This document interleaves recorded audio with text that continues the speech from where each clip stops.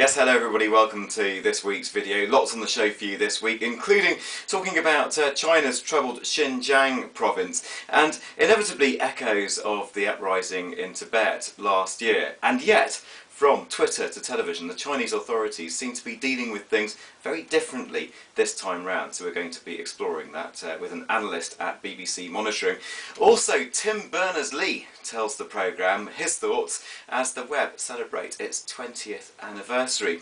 And also, we didn't really have anything to film for you this week, so I'm going to show you some video that we shot last week in Japan. Now, you may remember the intelligence toilet. This was an incredible loo that you sit on, and it measures things like your blood sugar and your body temperature. Now, this was at a company called the Daiwa House Group in Tokyo, and we'd just done this interview. We spent about an hour and a half with them, something like that. And we were on the way out in this massive showroom they have, and they said, look, you've got to see this, you've got to see this. So they took us into this other facility where they had a mock-up of an entire two-storey Japanese house, and we thought, what's all this about? So anyway, we had a little look at it, and they told us that it was some technology to help prevent the effects of serious earthquakes, which obviously they have a lot of in Japan. Apparently, actually, I think 20% of all the world's earthquakes are in Japan. That's one little factoid I learned whilst I was there. Anyway, so we have a little look at this house, and we decided to video it. As you're about to see, it's not really digital enough for us to get onto the programme, but I still thought you'd like to see the video, and I was just going back through all the vids and bits and pieces that we shot whilst we were there, and I thought this was rather remarkable. Anyway, see what you think. So this is us in this kind of mock-up of a house. We're just sitting around the table, having a chat, having a nice time, but I think something might be about to happen. Lights coming on, and the place is shaking.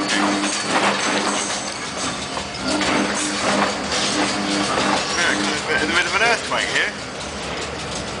It's quite the most terrifying thing ever.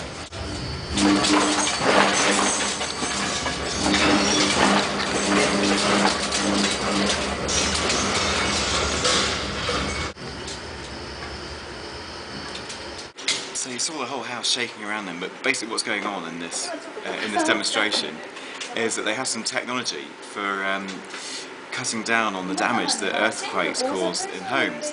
And in fact what they were simulating just then was about the same order of magnitude as the Kobe earthquake of 1995, which I remember well. I remember hearing about it in the news. A horrific, devastating earthquake in Japan. Many people died in that.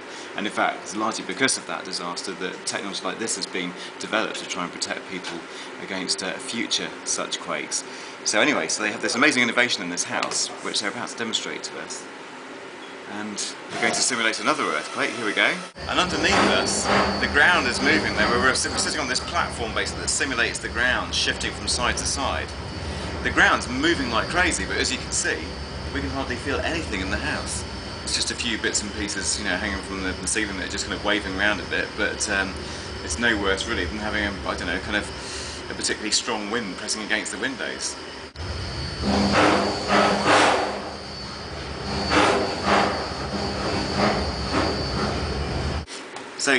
So you've just seen a demo, one earthquake, the whole house goes crazy. Seriously, terrifying. Even though you know it's a simulation, it is just the most gut-wrenchingly frightening experience. The second one hardly felt a thing, and the key to it all is these. 4 of these really solid metallic spheres that basically sit under the house. So you have this platform that's simulating the ground moving, and then sitting on the platform are 4 of these balls, and then the structure of the house is mounted on these. So obviously when the ground starts shaking, the ball just goes like that, and the top part of the house just stays still. So, I mean, just deceptively simple, and yet it really works. And I suspect there's a whole lot of engineering in these. It's probably more than just a lump of metal. It's incredibly heavy, and obviously very strong. And, well, as you can see, and as I've just felt, it definitely works.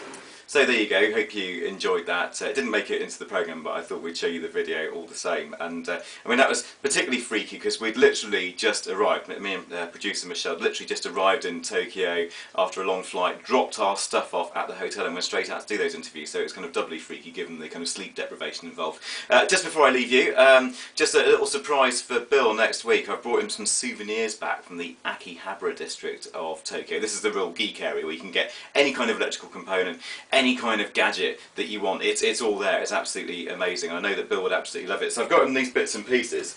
Obviously I'm not going to show you what's in this packet, but this is completely useless, so this will make Bill laugh. This is a bag full of wonderfulness. It's the kind of thing that probably only people like me and Bill would appreciate, but I think he'll quite like this. Well, anyway, see what you think.